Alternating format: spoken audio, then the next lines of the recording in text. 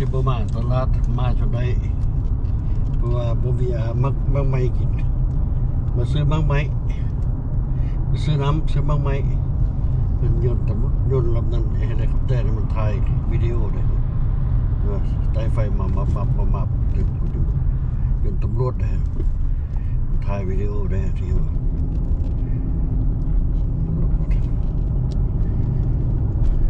ได้ไปตลาดเลดแอปโปอีกบ้านหนึ่งเดี๋ยวนี้นะเพราะว่าสิไปเบิ่งตัวปลาซิวนะสิเอามาเฮ็ดส้มปลาซิวเฮ็ดส้มปลาจอมคิดอยากกินไหมเฮ็ดเองไปซื้อมาเฮ็ดเองคิดอยากกินส้มปลาจอมปลาซิวก็เลยเอาไปซื้อมาเฮ็ดเองเห็นมันค่ายอยู่ปลาซิวนะแต่ว่ามันสิทึกสิแพงบูจากเดี๋ยวเห็นมันค่ายอยู่ไอ้กำลังเชื่อออกไปมาออกจากตลาดมันบ่มากมาแล้วเนี่ยไปซื้อมากใหม่มาซื้อมากใหม่มักตอกมักกล้วยมักเกียงมาซื้อมาบ่มีของหวานกินไหมกินข้าวเราบ่มีของหวานโอ้บ่คือตะกี้เด้เดี๋ยวนี้กินข้าวราคาของหวานบ่ได้ไหมเดี๋ยวนี้คือตะกี้มันบ่ได้สนนะชีวิตมันเปลี่ยนแปลงไปตามกาลเวลานะเนาะสังขารเปลี่ยนแปลงไปตามกาลเวลาเมื่อก่อนนั้นยังนุ่มยังน้อยเว้ยกินข้าวเราก็บ่ได้สนดอกของหวานนะมีแต่ของขาวกินแต่ของขาวแต่ก่อนบัดนี้กินข้าวละ5แต่ของหวานวันนี้เอ้าmy god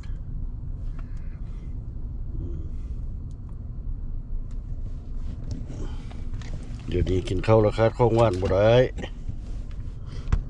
มันจะกินข้าวแล้วแต่ก่อนกินข้าวเราบ่ได้ส้นของหวานกินแต่ของข้าวลูกเดียวจากข้าวยังตัวข้าวยังแหละกินหมด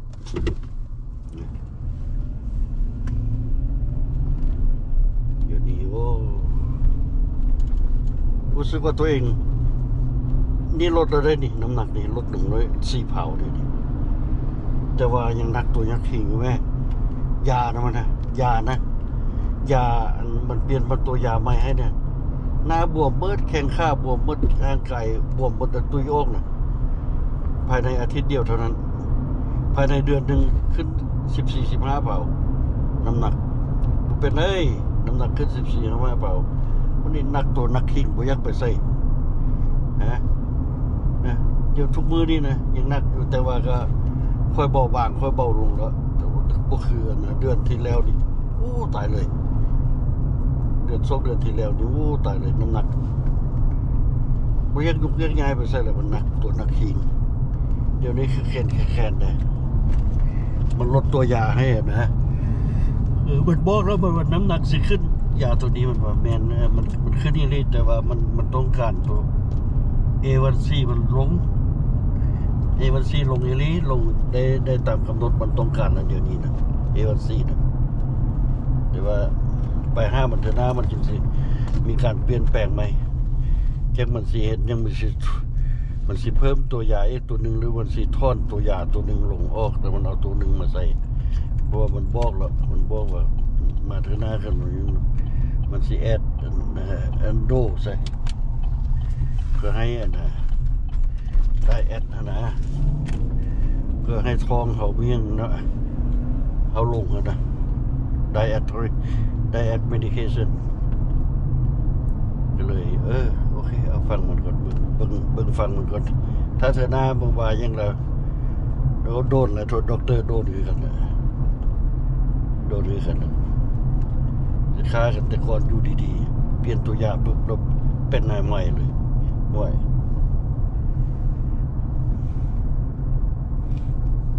โอเคสิฮอดเลยได้โปรละสิไปซื้อสิไปลุกเบิ่งปลาซิวนะเบิ่งปลาซิวปลาน้อยนะ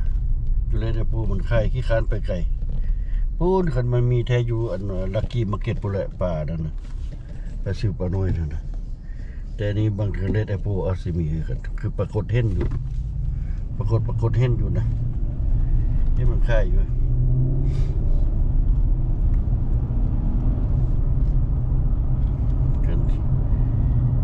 ไข่กระสีบ่ได้ไปไก่นะ ข้านไปพุทธอยู่อันน่ะกลายเป็นเท่าไปพุทธตอนนั้นค่ายป่าขนาดไหนไปไกลพุทธที่ข้านขับรถ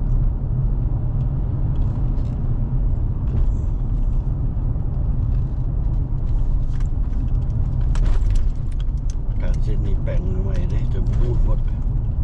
แปลงใหม่ๆก็มุ่นหมดแค่คนเลยเดี๋ยวปวดละ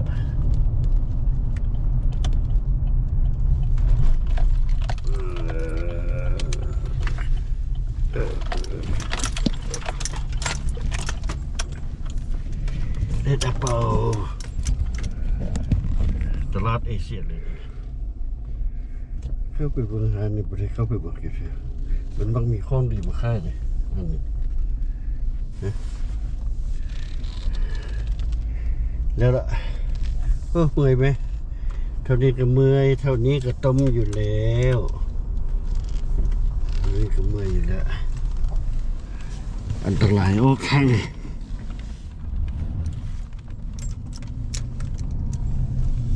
โอ้ข้างนี้อันตราย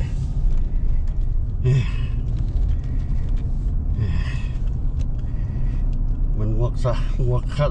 งวกสายยากนี่แหละแล้วล่ะแม่แต่ยังยากแต่ได้หนีเนาะยากว่าได้นี่หมดเป็นร้อยเลยขันยากว่าได้100 ไปมาบุนี่ขันบ่เขื่อนบริใจจังนนขันว่าขึ้นมีแนวยากแล้วพอโดนจ่ายเป็นร้อยแล้วนะว่ะมันเป็นยากแนวเดียวได้มันมาเห็นแล้วมันยากซื้อรถมาเห็นเดี๋ยวจะเข้าตลาดแล้วมันยากอันเดียวได้คิดว่าสิไปจับเอาแต่อันเดียวว่าฉันตัวเองยากเมนมาแล้วจับเอาหลายอย่างให้เป็นร้อยคือแม่เข้าตลาดแต่ละเถื่อนหมดเป็น100 200นี่ตายเลย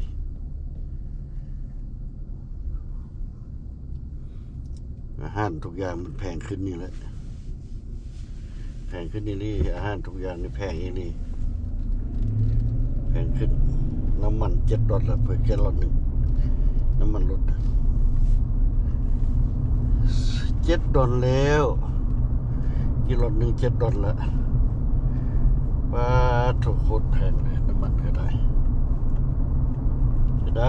สิใส่น้ำมันไปตึกบกตึกเบ็ดเป็นทั้งไปกลับเชี่ยวจ่ายเป็นทั้งเป็นร้อยไปแต่ละเที่ยวก็ได้ใส่น้ำมันแพงอันนี้ก็ตายทีได้สิอยู่สิกินได้นะประชาชนเนี่ยได้สิอันเนี่ยอยู่ได้เนี่ยดีค่าแรงงานเข้าผัดบุกขึ้นให้เข้าตายนี่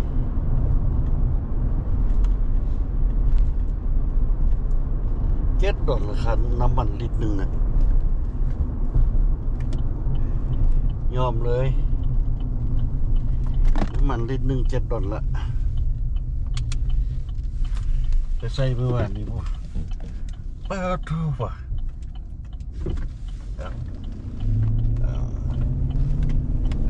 ไปใส่เมื่อวานนี้$50ได้พอครึ่งทั้ง$50